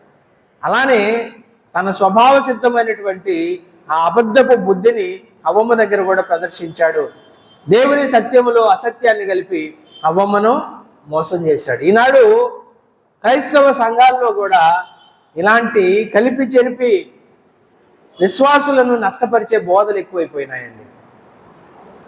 సత్యములో అసత్యం కలుపుతున్నారు. మన సంఘాల్లో కాదు సుమా, బయట ఉన్నటువంటి సంఘాల్లో ప్రాస్పెరిటీ గాస్పెల్ అంటే అభివృద్ధి సువార్త, క్రీస్తు యొక్క రక్షణ సువార్త కాదు, అభివృద్ధి. మా దగ్గరికి వస్తే కోర్టు కేసులు పోతాయి, మా దగ్గరికి వస్తే పిల్లల పెళ్ళిళ్ళు అవుతాయి, మా దగ్గరికి వస్తే ఉద్యోగాలు వస్తాయి, రకరకాలుగా మభ్య పెడతా ఉన్నారు. తర్వాత వాళ్ళు ఎంచుకునే వాక్యాలు కూడా ఏంటో తెలుసా? ఎక్కడైతే దేవుడు ఇశ్రాయేల్ ప్రజలను ఆశీర్వదిస్తూ వాక్యాలు చెప్పాడో ఆ వాక్యాలను మాత్రమే ఎత్తిపట్టుకొని మా దగ్గరికి వస్తే ఈ దీవెనలన్నీ మీ మీదకి వస్తాయి. కానీ దేవుని యొక్క ఆశీర్వాదాలు, దేవుని యొక్క బ్లెస్సింగ్స్, అవి కండిషనల్ బ్లెస్సింగ్స్ అనే ఆ కండిషన్స్ మాత్రం చెప్పరు. అంటే సత్యంలో అసత్యం కలిపిన, సత్యంలోని కొంత భాగాన్ని తీసివేసిన అది అసత్యమే అవుద్దండి, అసత్యమే అవుద్ది. కాబట్టి మనం జ్ఞాపకం చేసుకోవాల్సిన సంగతి ఏంటంటే, దేవుని వాక్యము యొక్క ఈ సత్యసంధత ప్రభువారి శిష్యులతో మాట్లాడుతూ, నీ వాక్యమే సత్యం, నీ వాక్యము కూడా సత్యం అనలేదు, నీ వాక్యము సత్యం అనలేదు, నీ వాక్యమే అన్నాడు. అంటే nothing but God's word, there is no truth. Yesu ప్రభు వారితో మాట్లాడుతూ పిలాతు యేసు ప్రభు వారిని ఒక నేరస్తుడుగా ఆయన ముందుకు తీసుకొని వచ్చినప్పుడు యేసు ప్రభు వారిని అడిగాడు ఆ పిలాతు, సత్యం అనగా ఏంటి అన్నాడు. సత్యం అనగా ఏంటి అన్నాడు. ఎందుకు అంటే యేసు ప్రభు వారు అన్నాడు, నేను సత్యమును గురించి సాక్ష్యం ఇచ్చుటకు ఈ లోకమునకు వచ్చాను అన్నాడు. అందు నిమిత్తమే నేను ఈ లోకానికి వచ్చానని చెప్పాడు. సత్యాన్ని గురించి సాక్ష్యం ఇవ్వటానికి నేను పుట్టాను, అందుకొరకే ఈ లోకానికి వచ్చాను అన్నాడు. అంటే దేవుని మాటలు, దేవుని వాక్యం, యేసయ్య మాటలు అది సత్యం. ఆ సత్యం అంటే తెలియనటువంటి పిలాతు అన్నాడు, సత్యం అంటే ఏంటి అన్నాడు. సత్యం అంటే ఏంటో కూడా లోకానికి తెలియదు. కానీ యేసు ప్రభు వారు అన్నాడు, నేనే మార్గమును, నేనే సత్యమును అన్నాడు. కాబట్టి దేవుని మాటలు ఇది సత్యమైనవి అని మనం జ్ఞాపకం చేసుకోవాలి. తర్వాత 5వదిగా the effectiveness of God's word. Effectiveness ఒక మాట మనం చదువుకున్నటువంటి మాటల్లో నుండే ఇర్మియా గ్రంథం 15వ అధ్యాయం 16వ వచనం మీకు అక్కడ ఒక మాటను జ్ఞాపకం చేస్తాను. ఇర్మియా గ్రంథం 15:16. ఇర్మియా గ్రంథం 15:16. నీ మాటలు నాకు దొరకగా వాటిని భుజించి తిని, సైన్యములకు అధిపతికి యెహోవా నీ పేరు నాకు పెట్టబడిన గనుక నీ మాటలు నాకు సంతోషమును, నా హృదయమునకు ఆనందమును కలగజేయుచున్నవి. చూడండి ఎఫెక్ట్. ఎప్పుడైతే దేవుని మాటలు భుజించాడో ఈ మాటలు ఇర్మియాకు ఏం కలగజేసినాయట? సంతోషం కలగజేసినట్టండి. ఆ ఎఫెక్టివ్నెస్, దేవుని మాటల యొక్క ఎఫెక్టివ్నెస్ ఏంటంటే విన్నా అంటే తిన్నా. ఆ ఇర్మియాకు సంతోషాన్ని కలగజేసినాయట. అంతేకాకుండా నా హృదయమునకు ఆనందాన్ని కలగజేసినాయి అంటున్నాడు. అలాగైతే ఒక ప్రశ్న ఇక్కడ, దానికి ముందు ఒక మాట ఏం మాట్లాడాడంటే, దేవా నీ పేరు నాకు పెట్టబడింది కనుక అన్నాడు. ఇక్కడ ఒక ఆత్మీయమైనటువంటి పాఠం ఉంది, ఇక్కడ ఆత్మీయమైన హెచ్చరిక ఉంది. ఇక్కడ నీ పేరు నాకు పెట్టబడింది. అలాగైతే ఆయన పేరు పెట్టబడటం ఏంటి? ఇక్కడే మరొక వచనాన్ని కూడా చూపించి నేను మీకు జ్ఞాపకం చేస్తాను. ఇదే ఇర్మియా గ్రంథం పక్క పేజీలోనే 14వ అధ్యాయంలో మనం గమనించినట్లయితే అక్కడ ఒక వచనాన్ని 9వ వచనం, 14వ అధ్యాయం 9వ వచనం. ఇక్కడ ఏమంటున్నాడంటే ప్రవక్త అయినటువంటి ఇర్మియా దేవునితో మాట్లాడుతూ, యెహోవా నీవు మా మధ్య ఉన్నావే, మేము నీ పేరు పెట్టబడిన వారము. చూడండి, మేము అంటే ఇశ్రాయేలు ప్రజలు దేవుని పేరు పెట్టబడిన వారు. అంటే ఇశ్రాయేలును మనం ఏమంటాం? దేవుని ప్రజలు అంటాం కదా, అవునా కాదా? ఏమ్మా, ఒప్పుకుంటున్నారా ఒప్పుకోవట్లేదా? ఇశ్రాయేలీలు దేవుని ప్రజలు, దేవుని పేరు పెట్టబడినటువంటి వారు. ఇర్మియా ఒక వ్యక్తిగా ఇండివిజువల్గా మాట్లాడుతున్నాడు. ఇశ్రాయేలు ప్రజలందరూ కూడా దేవుని పేరు పెట్టబడిన వారు. వారు నా ప్రజలు అన్నాడు, నా స్వకీయ సంపాద్యం అన్నాడు, వారు నా కుమారులు అన్నారు. అంటే ఒక వ్యక్తిగా మాట్లాడుతూ ఇశ్రాయేల్ నా జ్యేష్ఠ కుమారుడు అన్నాడు. అట్లయితే ఈనాడు ఆ యొక్క ఇర్మియా దేవుని పేరు పెట్టబడిన వాడు కాబట్టి దేవుని మాటలు ఎప్పుడైతే ఆయన భక్షించాడో, భుజించాడో, ఆయనకి సంతోషం కలిగింది, ఆయన హృదయానికి ఆనందం కలిగింది. అలాగైతే ఇక్కడ ఈ సమయంలో సుమారుగా ఒక 40 నిమిషాల నుంచి వాక్యం వింటున్నటువంటి మనము కూడా దేవుని పేరు పెట్టబడిన వారమండి. మనం ఎవరు? క్రైస్తవులం, అనగా క్రీస్తుకు చెందిన వారం. అంటే ఇక్కడ మళ్ళా ట్రూ క్రిస్టియన్, నామినల్ క్రిస్టియన్ ఉన్నాయిలేండి, నామినల్ పక్కన పెడదాం. మనమందరం కూడా ఎవరము అంటే క్రైస్తవులం. చాలాసార్లు ఈ డెఫినేషన్ అనేది తెలియక చాలామంది మేము క్రైస్తవులమేనండి అంటారు. వారు నామకార్థ క్రైస్తవులు మాత్రమే. ఎవరైతే యేసు ప్రభుని విశ్వసించి ఆయన రక్షకునిగా, ప్రభువుగా అంగీకరించి హృదయంలో చేర్చుకున్నారో, రక్షించబడ్డారో. వారిలో క్రీస్తుంటాడు, వారితో క్రీస్తుంటాడు. అంటే ఎవరిలో క్రీస్తున్నాడో, ఎవరు క్రీస్తులో ఉన్నారో వాడే క్రైస్తవుడు. వారు విశ్వాసులు. విశ్వాసులకి ఎలాంటి స్థితి ఉంటుంది? కానీ నామకార్థంగా మనమందరం ఒకప్పుడు క్రైస్తవ కుటుంబాల్లో పుట్టినప్పటికీ మనము నిజానికి క్రైస్తవులం కాదు. మనం నామకార్థ క్రైస్తవులుగా ఉన్నాం, పేరు మాత్రమే క్రైస్తవులం. మనకి తీరేమో లోకస్తులం మనం. కానీ యేసుప్రభువుని నమ్ముకున్న తర్వాత ఆయన మనల్ని క్షమించి, మనల్ని కడిగి పవిత్రపరిచి మనలోకి వచ్చిన తర్వాత మనము క్రీస్తుకు చెందిన వారం అయ్యాం. ఆయన అన్నాడు, మీరు విలువ పెట్టి కొనబడిన వారు, మీరు నా సొత్తు అన్నాడు. ఇప్పుడు మనకు ఒక పేరు పెట్టబడింది, అదే క్రైస్తవుడు అనే పేరు. మనకి చాలా స్పష్టంగా పేతురు గారు తను రాసినటువంటి మొదటి పత్రికలో ఈ విషయాన్ని కూడా మాట్లాడాడు. అక్కడ చూడండి, పేతురు రాసిన మొదటి పత్రిక 4వ అధ్యాయం 16వ వచనం, 4:16. ఎవడైనను క్రైస్తవుడైనందుకు బాధ అనుభవించిన యెడల అతడు సిగ్గుపడక ఆ పేరును బట్టి దేవుని మహిమపరచాలన్నాడు. ఆ పేరును బట్టి దేవుని మహిమపరచాలన్నాడు. అలాగైతే దేవుని వాక్యం యొక్క ప్రభావం మన మీద ఎలా ఉండాలి అంటే, మనం కూడా ఆయన పేరు పెట్టబడిన వారమే. ఇంకా ప్రకటన గ్రంథంలో ఫిలడెల్ఫియా సంఘంతో మాట్లాడుతుంటాడు, జయించువానికి నా దేవుని పేరు, యెరూషలేము పరిశుద్ధ పట్టణం పేరు, నా కొత్త పేరు వారి మీద వ్రాస్తానన్నాడు. ప్రతి విశ్వాసి మీద, జయించే వారికి. అయితే ఈ పేరు పెట్టబడిన వారు మనందరం కూడా. ఇప్పుడు దేవుని పేరు పెట్టబడిన ఇర్మియాకి, జాగ్రత్తగా వినండి, దేవుని పేరు పెట్టబడిన ఇర్మియాకి దేవుని మాటలు చాలా రుచిగా ఉన్నాయి, ఆయన హృదయానికి సంతోషంగా ఉన్నాయి, ఆయన హృదయానికి ఆనందాన్ని కలిగించినాయి.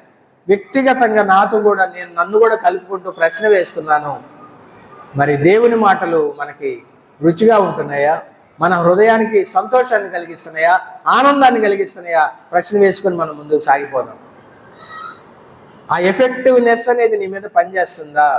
ఇంకా మనం చూస్తే దేవుని మాటల యొక్క ప్రభావాన్ని కనుక మనం గమనిస్తే 119వ కీర్తనలో 11వ వచనంలో భక్తుడు అంటాడు, నేను నీ ఎదుట పాపం చేయకుండానట్లు నా హృదయంలో నీ వాక్యం ఉంచుకున్నాను అంటాడు. అంటే దేవుని మాటల యొక్క ప్రభావం ఏం చేస్తుంది ఒక విశ్వాసం అంటే? పాపం చేయకుండా కాపాడుతుందండి. పాపం చేయకుండా కాపాడుతుంది దేవుని వాక్యం. మరి అలాంటి ప్రభావాన్ని నువ్వు అనుభవిస్తున్నావా?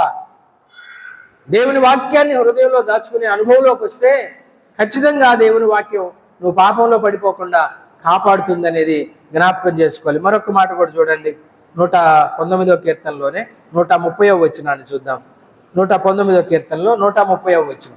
ఇక్కడ దేవుని వాక్యం యొక్క ప్రభావం ఎంత తేటగా కనబడతా ఉందంటే, కీర్తనాకారుడు అంటున్నాడు, నీ వాక్యములు వెల్లడి ఒకటితోడనే వెలుగు కలుగును.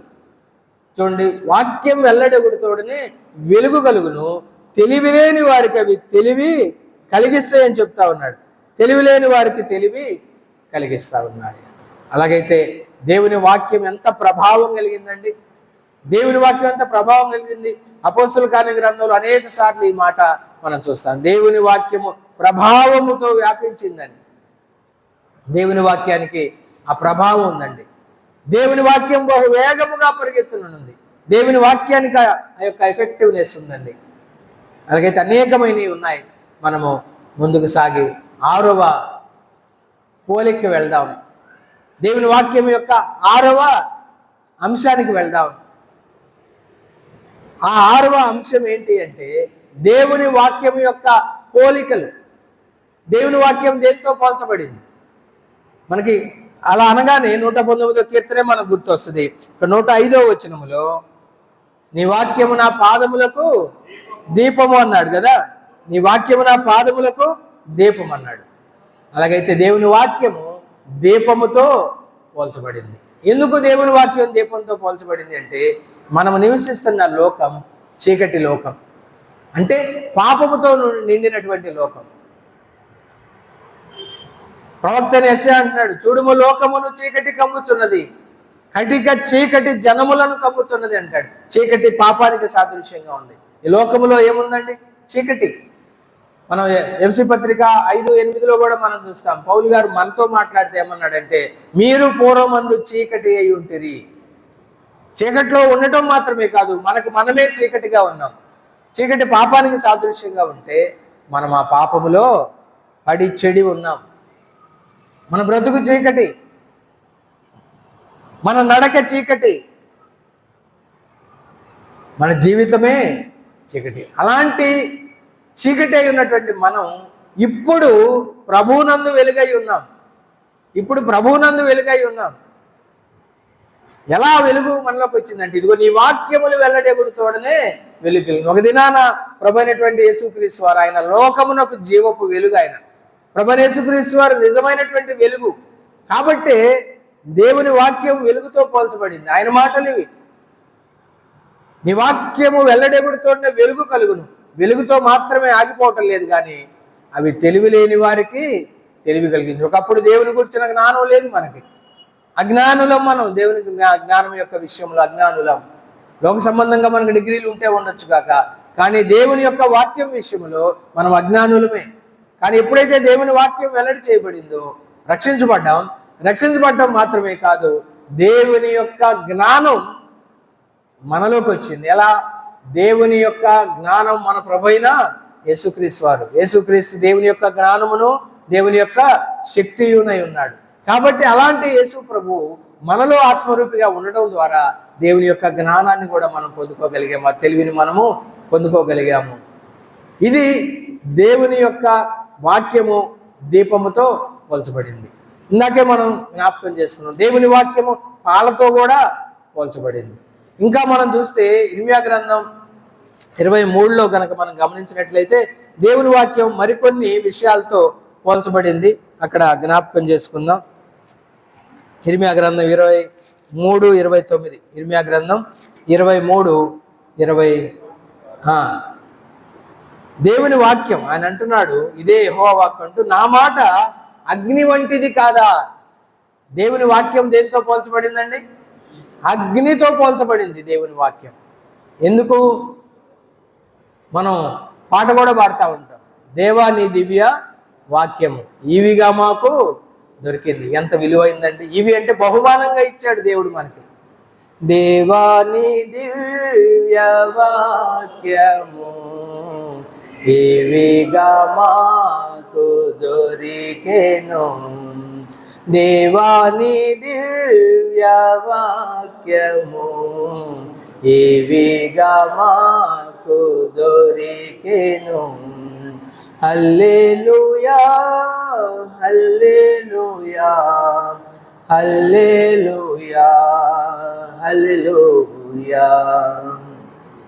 ఆ దేవుని వాక్యం ఈవిలాగా మనకు దొరికింది. అది ఎలాంటిదంటే, అద్దము వలె మనల్ని దిద్దేది, అగ్ని అయి చెత్తని కాల్చేది. అక్కడ అనేక పోలికలు ఉన్నాయి. మనం 6వదిగా ఆ పోలికల్ని మనం గమనించుకుంటా ఉన్నాం. అగ్ని అయి చెత్తను కాల్చేస్తుంది. ఎక్కడున్న చెత్త? లోకంలో ఉన్న చెత్త కాదు, మనలో ఉన్న చెత్తనే, మనలో ఉన్న పనికిమాలిన సంగతులనే కాల్చివేసే అగ్ని వంటిది. తర్వాత అక్కడ ఏమంటున్నాడు చూడండి దేవుడు ఇర్మియా ద్వారా, బండను బద్దలు చేయు సుత్తె వంటిది కాదా? బండను బద్దలు చేయు సుత్తె వంటిది అని చెప్తా ఉన్నాడండి. అలాగైతే ఇక్కడే మరొక మాట కూడా మనం చూద్దాం. ఇర్మియా గ్రంథంలోనే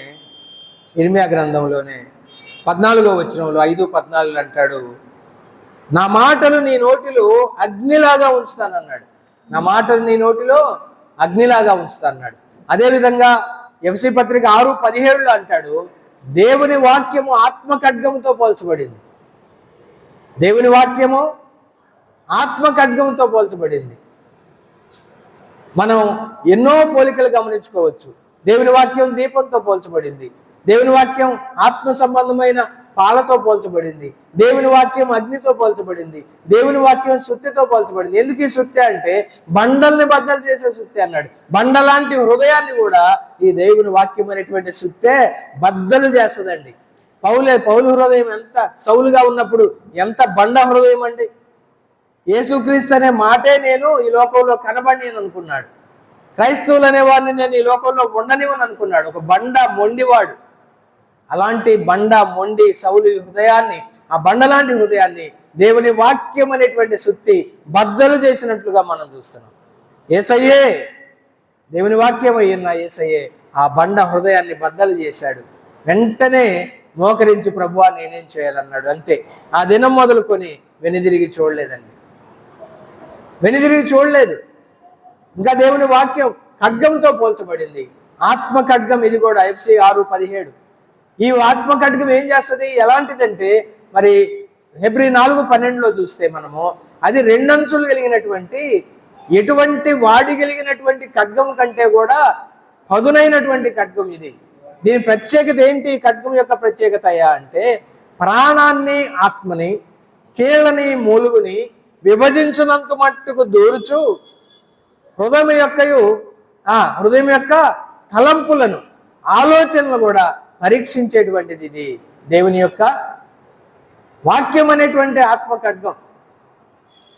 ఈ రీతిగా దేవుని యొక్క వాక్యం యొక్క పోలికలు అనేకం ఉంటూ ఉండగా ప్రతి ఒక్క పోలిక కూడా భిన్నమైనటువంటి కార్యాన్ని ఒక పాపి హృదయంలో జరిగించి అతన్ని విశ్వాసిగా మార్చి, రక్షించి విశ్వాసిగా మార్చి, ఆ తరువాత అద్దముతో పోల్చబడినటువంటి ఈ వాక్యములో ప్రతి దినం మనం మన ముఖాన్ని, అనగా మన ఆత్మీయ జీవితాన్ని, మన విశ్వాస జీవితాన్ని పరీక్షించి వేసి చూసుకోవడం ద్వారా మనలో ఉన్నటువంటి లోటుపాట్లను ఎప్పటికప్పుడు సరి చేసుకోవడానికి, తొలగించుకోవడానికి, కడుక్కోవడానికి సరిపోయినటువంటిది ఈ దేవుని వాక్యము.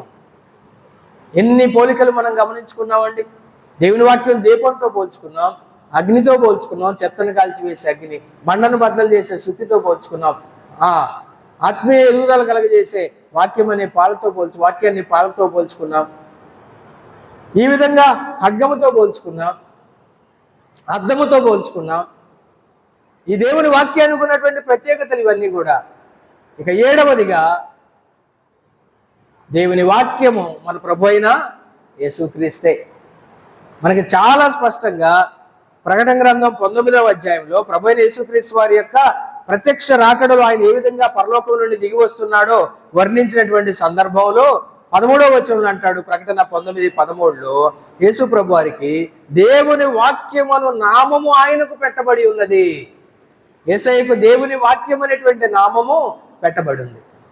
అలాగైతే వాక్యము మన ప్రభు అయిన యేసుక్రీస్తు. ఎందుకంటే యోహాను 1:1లో సువార్తలో మనం గమనిస్తాం, ఆది యందు వాక్యం ఉండెను, వాక్యము దేవుని యొద్ద ఉండెను, వాక్యమే దేవుడై ఉండెను, ఆ వాక్యమే 14వ వచనంలో చెప్తాడు యోహాన్ గారు, శరీరధారి అయి కృపాసత్య సంపూర్ణుడుగా మన మధ్య నివసించను. ఇప్పుడు ప్రభుకున్న మరొక పేరేంటి?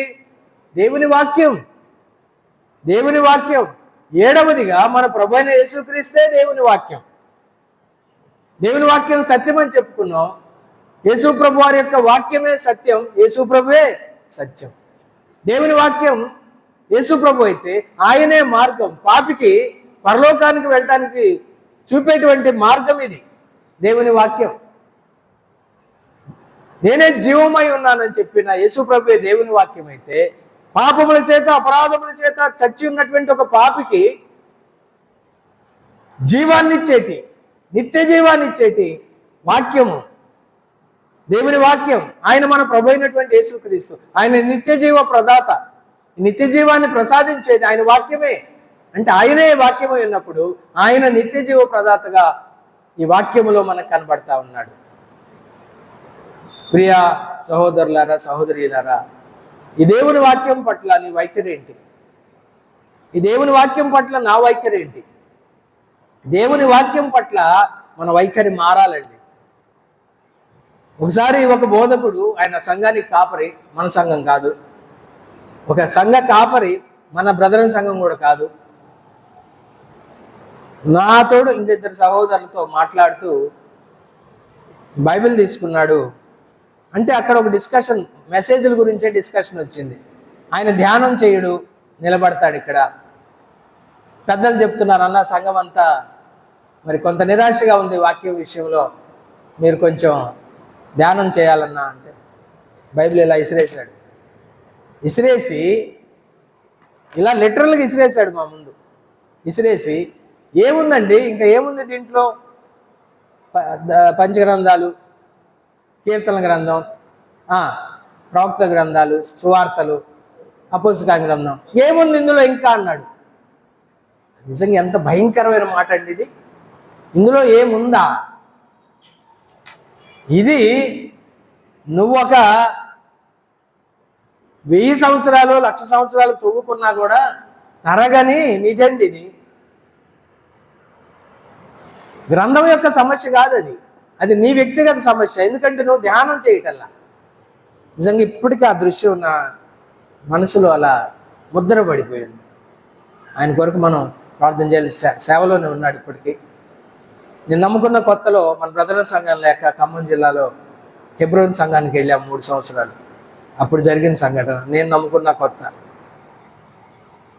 ఏముందని ఇసిరేసే స్థాయికి వచ్చాము అంటే దేవుని దగ్గర ఎంత జవాబుదారీలు అవుతున్నాం అండి మనం.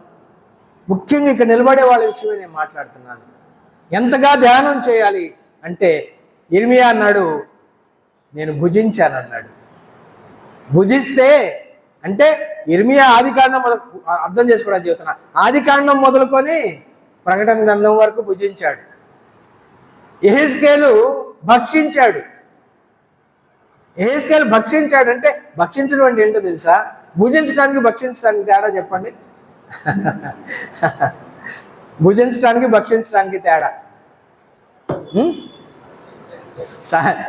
మనుషులు తినే విధానానికను కుక్కలు తినే విధానానికి తేడా ఉంటుంది. చాలా ఆత్రంగా తింటాయి కదా.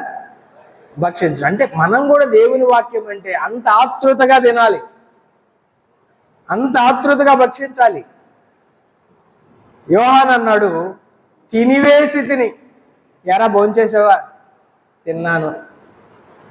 బాగా రుచిగా ఉంటే అబ్బా బాగా తినేసా, చివరి మెతుకు కూడా వదిలిపెట్టలా. ఆ రుచిలో తేడా. కాబట్టి ఈ అనుభవంలోకి మనం వస్తున్నామా?